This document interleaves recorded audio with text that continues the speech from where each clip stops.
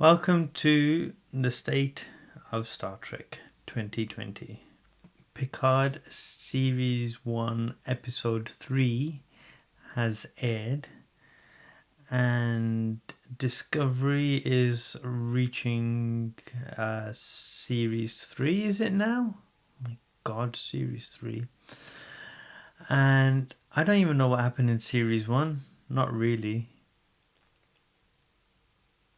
And, I don't know what happened in Series 1.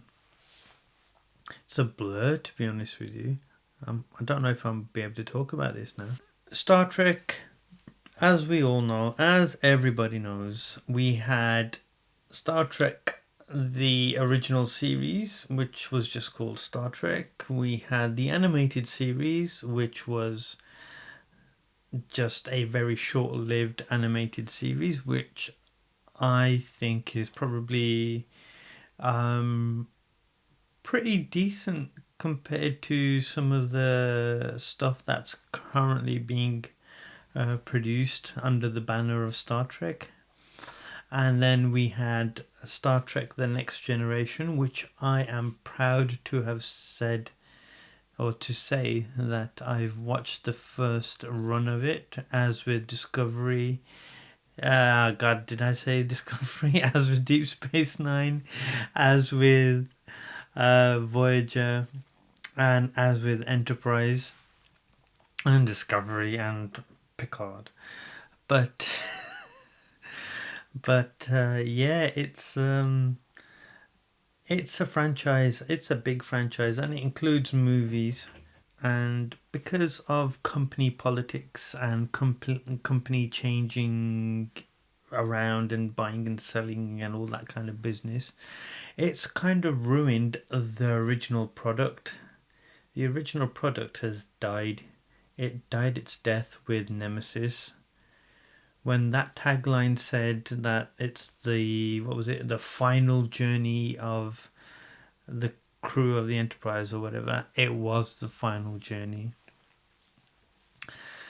Not even Enterprise could save it, even though Enterprise did get good in its last couple of seasons.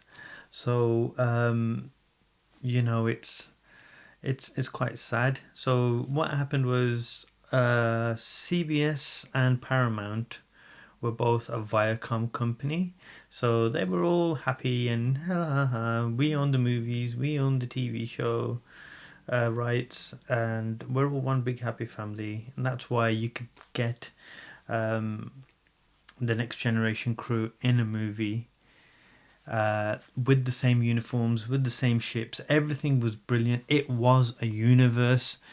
So going back to the original series, that built the universe. The Next Generation expanded the universe. Deep Space Nine created the series arc, as you would say, which is something Discovery and Picard are using currently, which is something a lot of the shows are using these days. So there isn't one story per episode in the new series, Discovery and Picard. But it all started from Deep Space Nine creating an overarching storyline. Technically, you could say that the Next Generation, starting with Encounter at Farpoint, with the Q storyline starting and ending the series with Q passing his judgment and Picard and humanity, was an overall arc. So basically every week they would be proving that humanity is great, and everything is good, and you need peace and prosperity in society, in space, and all that kind of stuff. You could technically say that was an arc, okay? But now we're getting these kind of TV shows like Discovery and Picard, where the series is like 10 episodes or 13 episodes or however many episodes. The story starts right at the first episode, goes all the way to the final episode, and in between it's just bullshit gibberish. Bullshit gibberish, exactly. And it's just annoying. Like episode 2 and 3 of Picard has reiterated stuff that the first episode's already told me about. Actually, not even that. Episode 3, I think, has mentioned the Mars being on fire and the androids, the synthetics, going crazy at least 2 or 3 times now. And it's just like you're just repeating stuff. You're just saying things to fill airtime. But having said that, they do have a new captain guy with his own ship, and he seems quite interesting. I think he might be quite funny in the future episodes. I'm still waiting for Commander Riker. Oh, he is Captain Riker. He should still be Captain Riker. Anyway, yeah, I'm still waiting for Riker to make his on-screen comeback. That would be good. But so far, it's just... episode 2 was just like, what? Is that it? It's over? What am I meant to take from that? And then episode 3... yeah, it was alright. I did actually like that one a little bit. Acting was alright in it. It wasn't too bad, but I'm not really looking for the acting at the moment. I'm looking for the story. There is a story there somewhere, but it's hidden between loads of random stuff. What we actually received from CBS has now been not just... they're saying Star Trek Picard is a continuation of the original timeline, but it isn't really. It's not the original timeline, it's the Kelvin broken timeline. That's why things are so much more futuristic.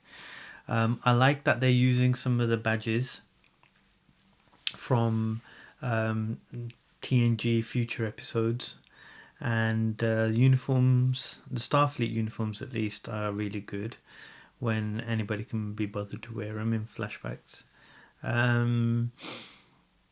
But yeah, so when CBS and Paramount dismounted, but basically they Paramount took the movies, because they're predominantly a movie company, I guess, and put them to one side, and then CBS had their TV shows, and what ended up happening was not very much until Bad Robot came on board. And thank you, JJ, for giving us Star Trek 2009. It's a good movie, a lot of lens flares, but it's still a good movie. It got considerably worse with having Benedict Cumberbatch.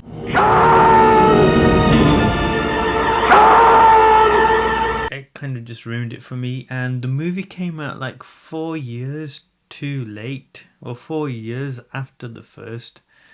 And it's like, you're trying to build hype for this reimagined franchise, and what do? You wait 4 years till you have another sequel, and it's like, what the fuck? That's not how you do it.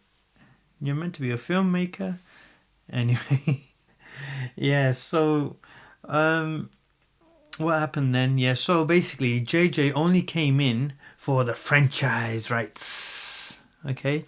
He came in for merchandising. Yeah, he thought he could make some money, but he couldn't make money from what he had basically created, because CBS and Bad Robot had to have an alternate license, and I'm technically glad that CBS did that, because then it's not CBS Star Trek or original normal Star Trek. It's actually Bad Robot Star Trek or Kelvin Timeline Star Trek. I don't know why I'm doing this. This is like, I don't know. Anyway, Yeah. So it was like, what the hell? Everything has to be 25% different. So even in if you watch Discovery, the last episode of series 1, you get the Enterprise NCC 1701, Captain Kirk's ship. It looks 25% different. It's actually a bit bigger as well, and it's like, what? It's made of metal, which I don't mind. I don't mind them converting the ships into looking more realistically metal, because at the end of the day, you know, spaceships are going to be metal of some kind. Do you know what I mean? And if they couldn't create the metal look, you know, in the past, that's fine. But that was still the Enterprise to me, even if it looked a bit different. I thought of it as the Enterprise. I was hyped for it. But it's just the fact that everything has to be 25% different. It's put a lot of fans off.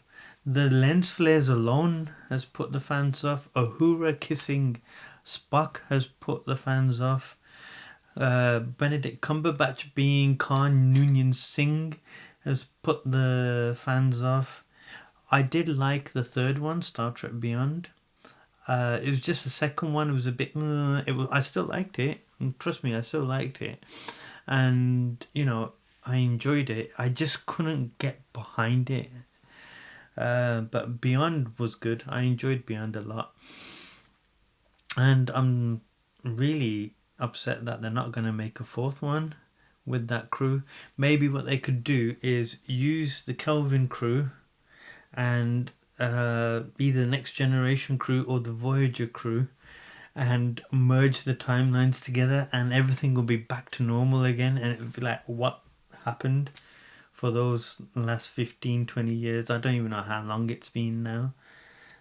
But yeah, that is a solution. And well, oh my god, this is a rant. It's not. Yeah. So, J.J. Abrams, because you can't say Abrahams. It's not spelled that way.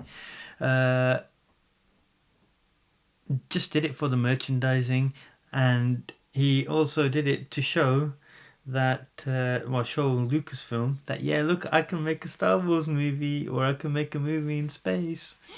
So he did that, went on to Star Wars, but he couldn't get the merchandising from that because I think at that time, did Lucas? No, Lucas didn't have it at that time. He had already sold it to Disney, and Disney's not going to give anybody merchandising rights.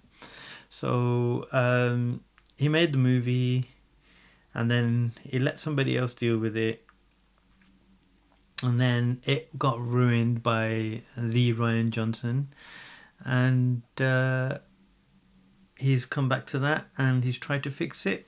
Well done him. Unfortunately, you can't fix a turd.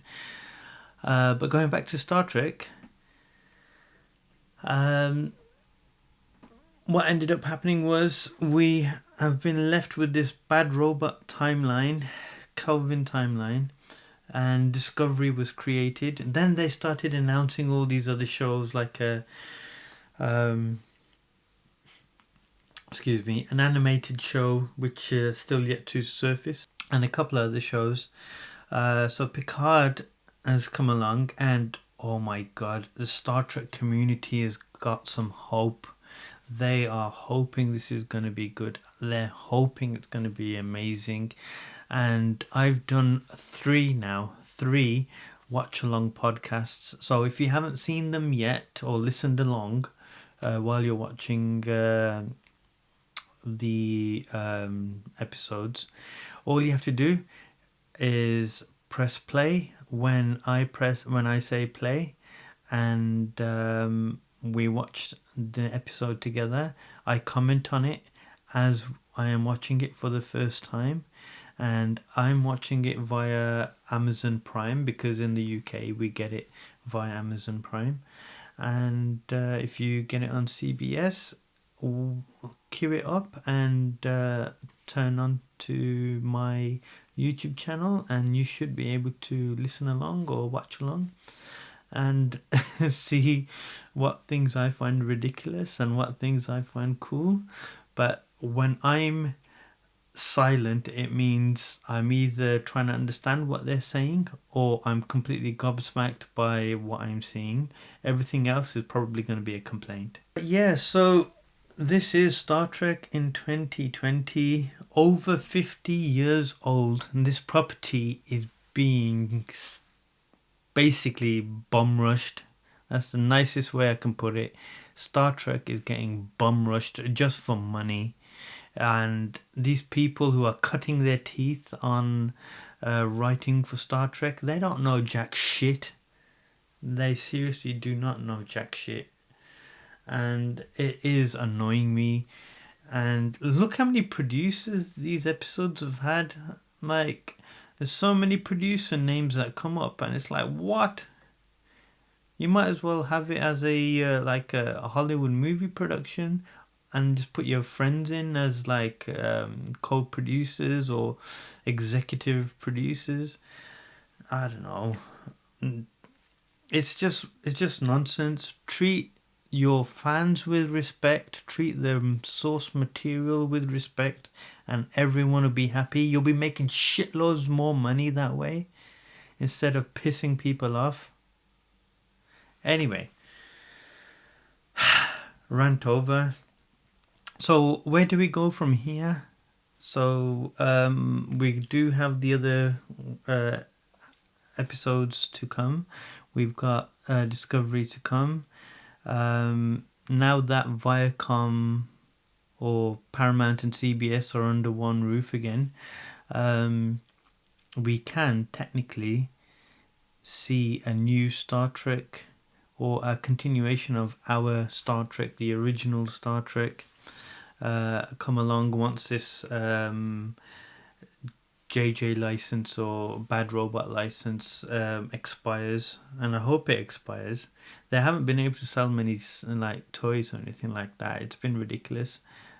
Okay, before I just go crazy, I'm going to stop it right there. Please like and subscribe to my channel and check out my other videos, and I'll see you next time. Thank you. 1 minute to auto destruct.